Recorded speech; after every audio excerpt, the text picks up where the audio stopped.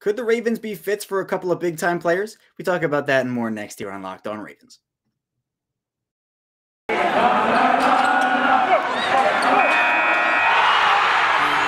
You are Locked On Ravens, your daily Baltimore Ravens podcast. Part of the Locked On Podcast Network, your team every day.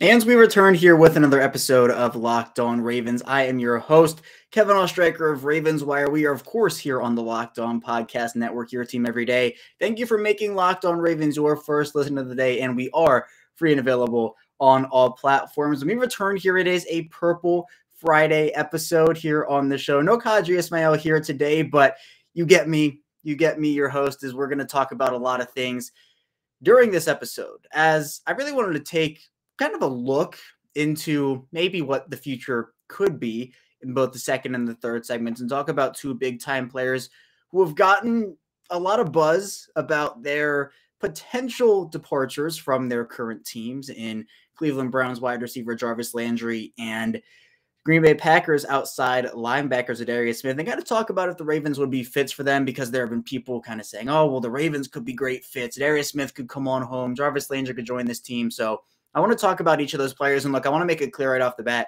At this time, at least at the time of this recording, Jarvis Landry and Za'Darius Smith have not been released, have not been traded. There have been no official like, hey, this guy's out or this guy's on his way out. But I just want to look at these two players because I think the fits are really interesting.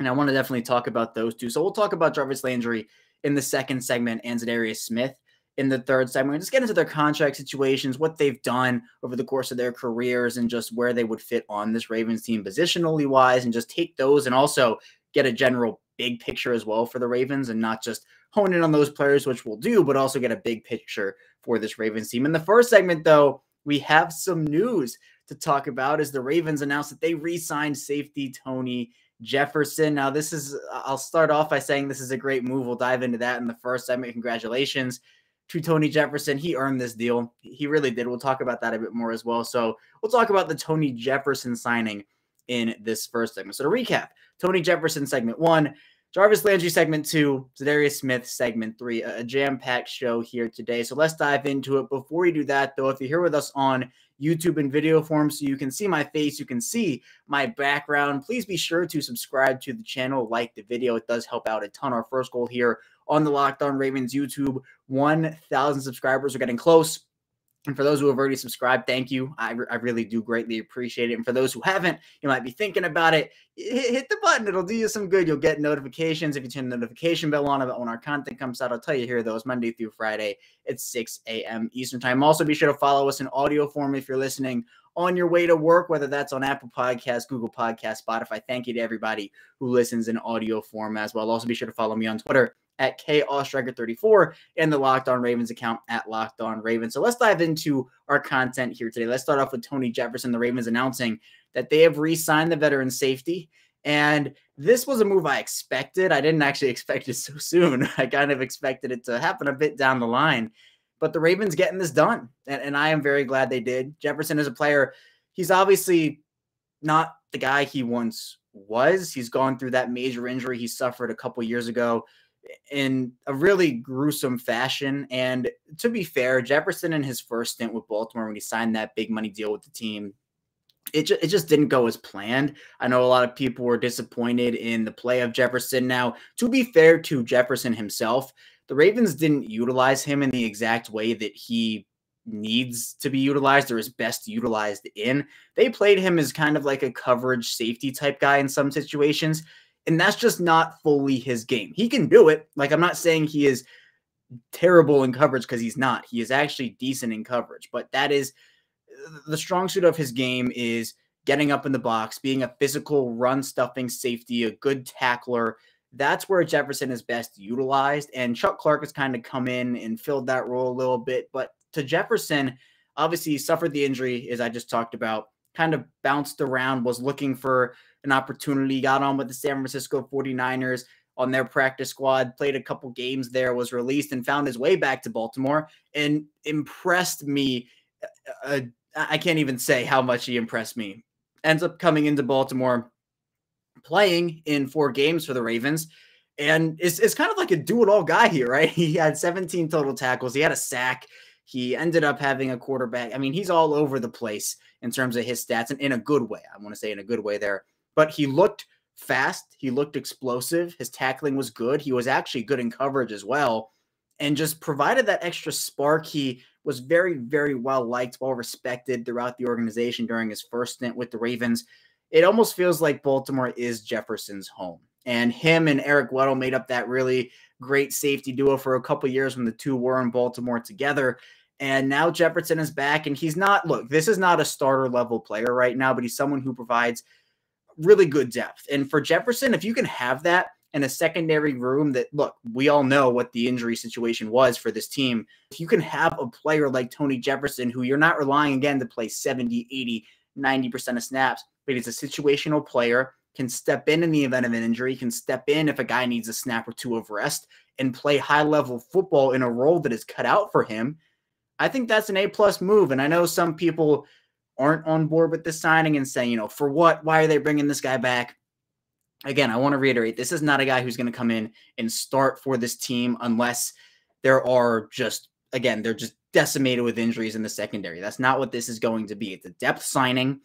It's somewhere, or it's something that can help this team out, having a veteran leader who's well-respected in the locker room, having somebody who showed that high-level play. If Jefferson didn't play well during his stint in Baltimore, or at least the second stint, he wouldn't be back. I mean, the Ravens would look for other options, other opportunities to upgrade their roster in that situation. But I think Jefferson showed, that one play on the 2-point conversion, I believe it was, right, against the Los Angeles Rams, where he just absolutely beelines to Sony Michel, goes through the block, and it's kind of like that trick play where Odell Beckham flips the ball to Sony Michel, and he ends up just beelining and making an amazing tackle. One of the better plays I saw from the Ravens that entire year, and that's saying something. So I'm all on board with this. And again, the role Jefferson will play, I think, is going to be one that is valuable, not in every situation, but in certain situations. A physical player, someone who can tackle well. That's kind of what the Ravens need in that secondary, kind of that edge, right? And we don't know how players are going to respond to their injuries, who's going to be brought in, who's going to be sent out, who's not coming back, who's coming in. And so the Ravens now have a bit of that stability, somebody who knows how to play like a Raven, as cheesy as it sounds, somebody who knows the playbook, knows the coaching staff, knows his teammates.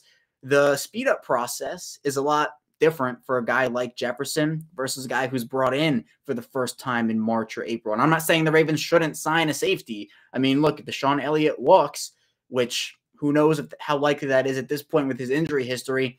The Ravens need a true free safety. I know there's been some debate about that topic. We'll dive into it a bit over the next couple of weeks here. But when Earl Thomas was on this team in 2019, we all know what happened with Earl Thomas off the field. But on the field, teams feared throwing at him. He was one of the better safeties in the league that year. He could play single high. He can do that kind of stuff. I think Brandon Stevens is a great player, and he could certainly step in and start and have that sophomore leap. But do the Ravens want more of a veteran option? Are they going to go big with Tyrann Mathieu? Are they going to, if Kyle Hamilton falls and they want a guy who's labeled as a safety, do you want to trade up for a safety like a Kyle Hamilton? I don't know. There are a lot of options for this team to upgrade, but Jefferson as a depth piece, I think, is an A signing. You're not asking him to play a big role, not asking him to be the absolute best player on the defense, but again, steps in when he's needed, plays solid football. That's what the Ravens need out of their depth, right? People who can play in spot areas and make sure that they're not absolutely selling and just giving up points and giving up deep completions. Jefferson is a veteran. He knows what he's doing out there. Is he a perfect player? No, but who is a perfect player, right? I feel like some people do want the Ravens to build this kind of big name super team mentality type thing where it's the Tony Jeffersons aren't valuable and they need guys like Tyrann Mathieu and Kyle Hamilton and, all these different stud players like get the Ravens, Marlon Humphrey, Marcus Peters, J.C. Jackson, Xavier Howard, get them, all of them. But the reality is the salary cap doesn't work that way. And depth pieces they're brought in all forms. And I think some of those are obviously veterans. Jefferson represents that. And I think, again, for me, I am all on board with the signing. This is an A-plus signing for me. We'll head into our first break, though. When we get back, we'll be diving into how much of a fit Cleveland Browns wide receiver Jarvis Landry could be for this team if he is moved. So stay tuned for that, and we'll be right back. Football might be over for the season, but basketball is in full steam for both pro and college hoops. From all the latest odds, totals, player performance props to where the next fire coach is going to land, BetOnline.net is the number one spot for all your sports betting needs. BetOnline remains the best spot for all your sports scores, podcasts, and news this season. It is not just basketball. BetOnline.net is your source for hockey, boxing, and UFC, right to the Olympic coverage and information. As a website today, or use your mobile device to learn more about trends and action. BetOnline, where the game starts. We're back here with our second segment of Locked On Ravens. Kevin Oestreicher, your host, still hanging out with you here on this Purple Friday. We're not going to talk about a player who has given the Ravens some trouble over the past couple of seasons in the AFC North, and that is Cleveland Browns wide receiver Jarvis Landry. Now, there's been a lot of speculation, some tweets from Jarvis Landry that have been posted by him, and kind of directly related to his future in the NFL and where he might suit up in 2022. Now, there have been mixed reports and mixed things coming out. Now, Landry obviously has meant a lot to the Cleveland Browns organization. And if he is moved, there are going to be a long list of teams that could use his services. Now, the wide receiver position in Baltimore is one that has been a topic of controversy for many seasons, as Baltimore has been looking for their true number one wide receiver. They haven't really had that since Steve Smith left. It seems like many years ago, and it's getting to that point now where it's been many years. But Landry is somebody who has been, linked to the Ravens. There have been no official rumors or reports about anything with him. Again, I want to make that clear, where this is me just kind of analyzing a fit of a player who could potentially be on the move. And so for Jarvis Landry, his fit on this Ravens team, there are a lot of receivers where I would say, look, the fit isn't there, or the Ravens have these young guys, and while said veteran is better, I don't know how it's going to work money-wise or this, that, and the other. Landry falls under some of those categories, but I feel like I would like this move. I'll duck a little bit because I know that might be unpopular, but I kind of like Jarvis Landry, the thought of him in a Ravens uniform. I feel like that might be more of a hot take, unpopular opinion type deal. And I'll be the first to say that my stance on these wide receivers is they don't need to add one unless there is a clear upgrade, or if the Ravens get a veteran who isn't going to take on a huge role, can be more of a mentor, like, let's say, Des Bryant's role back a couple of years ago. That's where I'm looking. For me, I like Jarvis Landry. He can play both inside and outside. I like him more on the inside, and I know others do as well. But for me, this is a guy who's very accomplished. In his 8-year career, 4 with Cleveland, 4 with Miami, he's done a ton. 7,598 receiving yards, 37 receiving touchdowns. His best season, you can argue, it was either 2017 with the Dolphins, 2015 with the Dolphins, 2019 with the Browns. He's an amazing player. This is a kind of sneaky underrated stat, and I don't know how many people are expecting this, what I'm about to say, but he is a 5-time Pro Bowler. Jarvis Landry is a 5-time Pro Bowler. I honestly thought it was more like 2 or 3, but when I read that out, and I'm looking at it right here, that's impressive for a player who has gone over 100 receptions in just 2 of his 8 years, but has been kind of around that 80, 90, 100-ish. His career high in receptions, 112 back with the Dolphins. Career high in receiving yards, 1,174 back in 2019. But he's a player who you really see a big impact that he has, or how big of an impact he has on the teams he's been in. He is a good catch guy, very big catch radius, someone who is a chain mover, can pick up those first downs. And I think will be a great compliment of what the Ravens have in Marquise Brown and Rashad Bateman, and obviously others like Devin Duvernay, James Prochet, Talon Wallace, etc. The issue of bringing in a player like Landry is, again, it kind of pushes those young guys back and saying, well, where are most of James Prochet's snaps going in this situation? Where are most of some of those other slot snaps going, Devin Duvernay, etc.? They're going to Jarvis Landry. Landry's not a player you trade for and keep him off the field. That's not what happens. I've been an advocate for James Prochet getting a bigger role. I've been an advocate for Devin Duvernay getting a bigger role, et cetera, et cetera. But Landry's a player who is more of a, hey, we want to win now type deal. We have talent in our wide receiver room. Let's add to it. That's why unless there's like this receiver who falls a ton in the 2022 draft, I don't really see the Ravens taking a wide receiver, in my opinion. I think for Landry, he can come in, provide a security blanket for Lamar Jackson. He knows how to get open. And this is what we've talked about with veteran receivers before, where they just like understand where to be on the field, how to come back to the football, where holes are in certain defenses. They've played against certain teams more than others. I mean, that's really important. And I'm not saying that like Mark Andrews and Marquise Brown and et cetera don't know how to do that. They do, and they've shown it before. But I think a wide receiver trio to start the year of Marquise Brown, Rashad Bateman, and Jarvis Landry is a really, really good trio. And I'm not saying that Devin Duvernay can't be the guy or James Prochet can't be the guy. But right now, as many people would agree with me, Jarvis Landry is a better player than Devin Duvernay as a wide receiver, a better player than James Prochet as a wide receiver. And depending on how win now the Ravens are, they could potentially look at this and say, wow, this is worth it for a franchise to bring in. Now, here are a couple of kickers with this whole thing. So Jarvis Landry's last year under contract is 2022. He'll be a 2023 free agent. His base salary right now is $14.3 million. His cap hit is 16.3 for the Browns right now. It's a little bit of money if you want to bring him in to a position that isn't necessarily a need, right? The Ravens have definite areas of need on this team.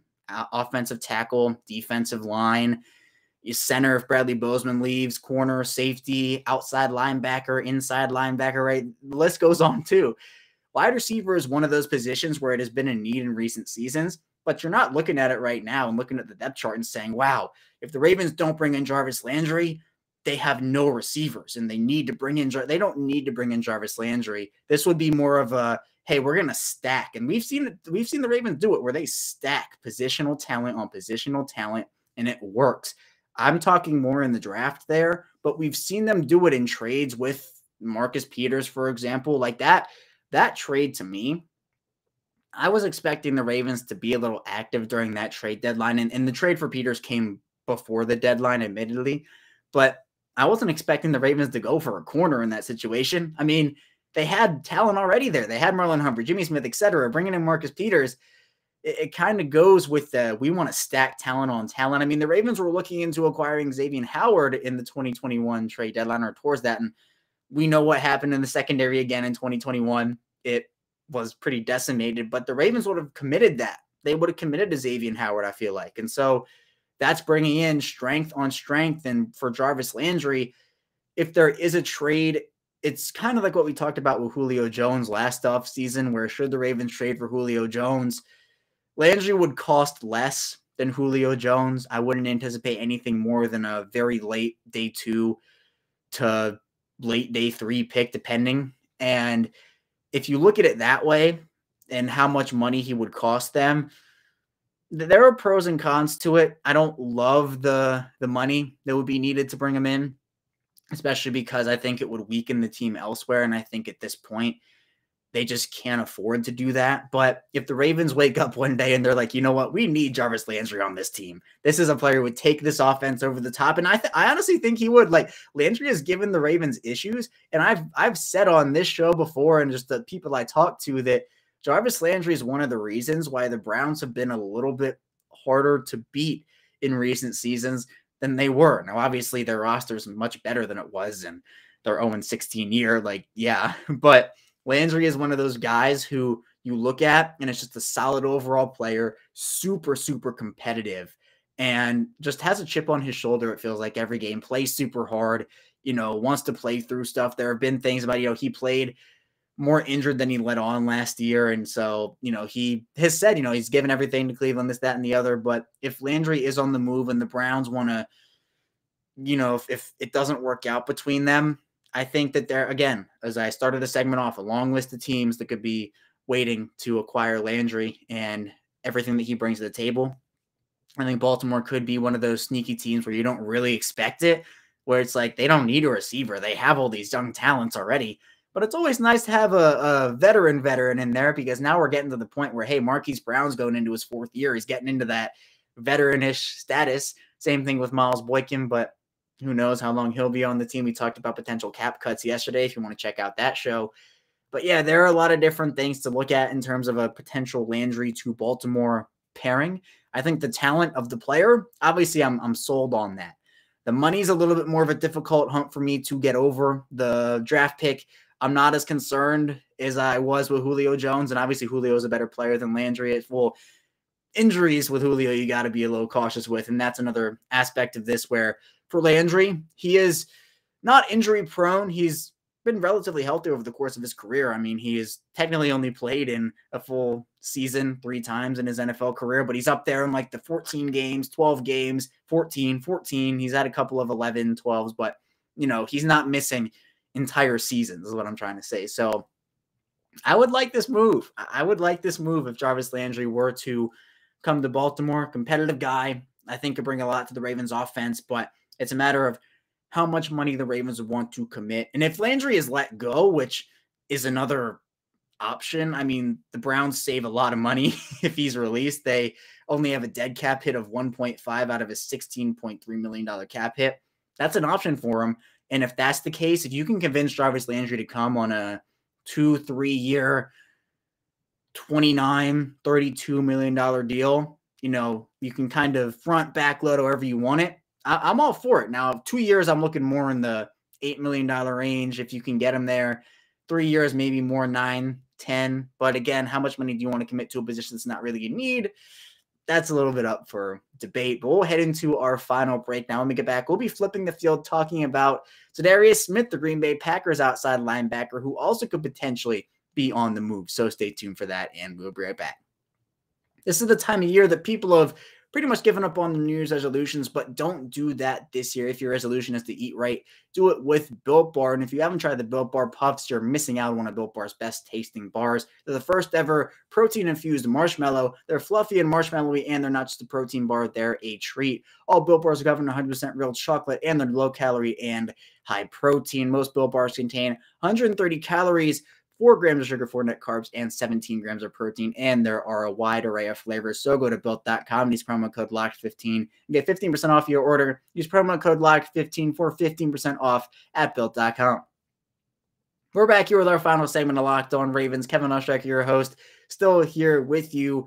And we talked about Jarvis Landry and that potential fit for the Ravens in our second segment. Let's talk about Za'Darius Smith here. A very familiar name, familiar face for Ravens fans everywhere, who, look, the Green Bay Packers right now don't have a good salary cap situation. It's not what you want to see. I know people are kind of in the Ravens don't have a ton of salary cap space compared to other teams, which, yes, is true. The Packers, the Saints, some of those teams, I'm glad the Ravens aren't in those situations. So the Packers are going to have to look to move off of some very talented people. And one of those players who has gotten some rumblings is a guy who could be released as a cap cut because they just don't have enough money to pay everybody, would be Za'Darius Smith. Now, Smith only played in 1 game for the Packers during the 2021 season due to a back injury. He had 1 total tackle. So he missed the chunk of that season, pretty much the entire year in 2021. And for Smith and his actual salary cap situation, how it affects the Packers, Smith is currently on board. He's in the last year of his contract. It feels like he's been there a lot less than he has. Like, I feel like when I first looked, I thought he had a couple of more years left on this deal. This is the last year of the deal. He'll be a free agent in 2023 if he ends up staying or is traded. But he has a $27.6 million cap hit. The Packers, if he does get released by the team, the Packers would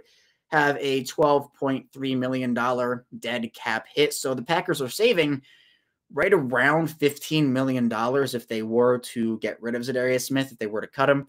And, that's a move that has gotten some traction. I'm not saying there have been any official reports or anything, but people look to the Packers, they look at their cap situation, and they look at Za'Darius Smith, a guy coming off of a serious back injury, and they say, are you going to pay Za'Darius Smith or have a cap hit of $27 million for a guy who is coming off of that injury? Now, I'm a Denver Nuggets fan. Michael Porter Jr. has had 3 back surgeries, and that situation that the Nuggets are dealing with, they just gave him a max deal. They have to live with that, right? Porter's a very talented player, but, he has the back injury concerns, and they now have that big money committed to him, and they can't really get out of that because obviously in the NBA, the guarantees are different. In the NFL, the Packers have that opportunity to get out from under this contract if they so choose. Now, Smith is, again, very talented, much like Michael Porter Jr., but you have a guy in ZaDarius Smith who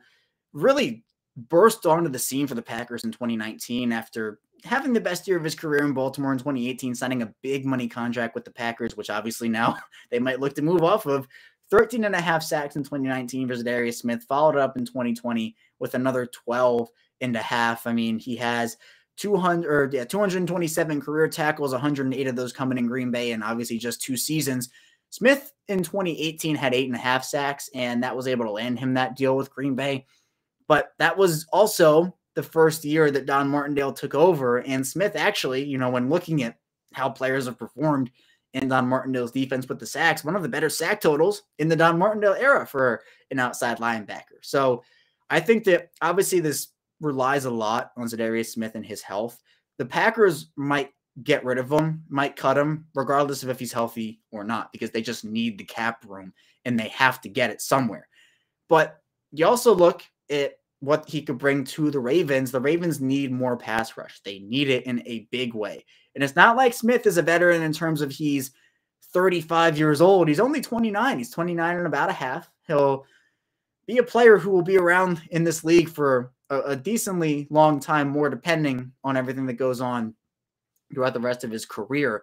And with Tyus Bowser, obviously, we don't know when he's coming back off of that torn Achilles that he suffered in Week 18 against the Steelers. It's still so upsetting to think about that. Like the last game after such a terrible injury-riddled season, that has to happen. But I digress.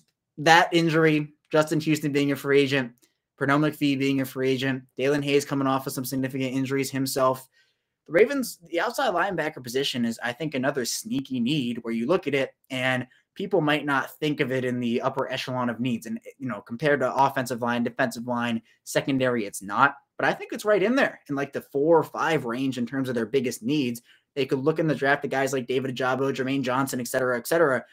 So I think if the Ravens want a veteran option who is very proven, they want to take a risk on the health, which, I hope it all works out with the back injury. You just never know with those. And I am not a doctor, so I don't want to diagnose like, oh, yes, ZaDarius Smith's going to be healthy for the rest of his career. It's nothing to worry about. I mean, obviously, it was enough to the point where he missed all but 1 game of the 2021 season.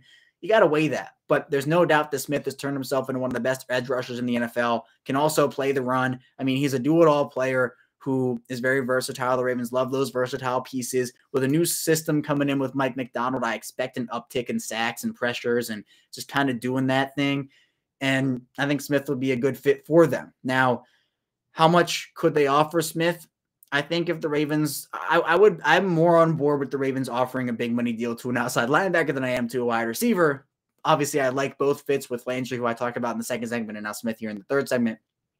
But if Smith is looking for more of the contract he got in Green Bay, I don't think the Ravens can do that. He got that 4-year, $66 million deal. He got a $20 million signing bonus. He got $20 million of that, obviously guaranteed. And I don't know if that's the money the Ravens can commit to that type of player right now. Obviously very talented, would instantly become one of the best players on this team when fully healthy. And it's not like Smith missed a ton of time when he was with the Ravens or in Green Bay before 2021. He played in 15 games, 13 games, 14 games, 16 games with the Ravens in his 4 years there. So missing a couple here and there, and then obviously 3 straight full years for one, obviously in Baltimore, the 2 in Green Bay. But he's not a player who's like, again, missing season after season after season.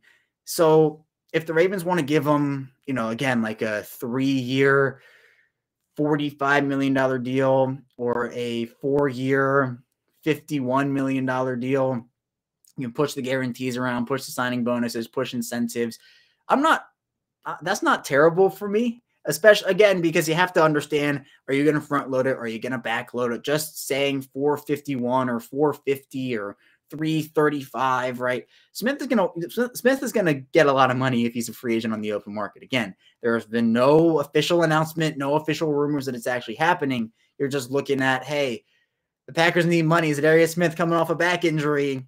Kind of makes sense that they could move on. So I like both players, both Landry and Za'Darius Smith. It's obviously a lot of money to commit to both positions. It's not offensive line, it's not defensive line, it's not secondary, but they both would improve the Ravens.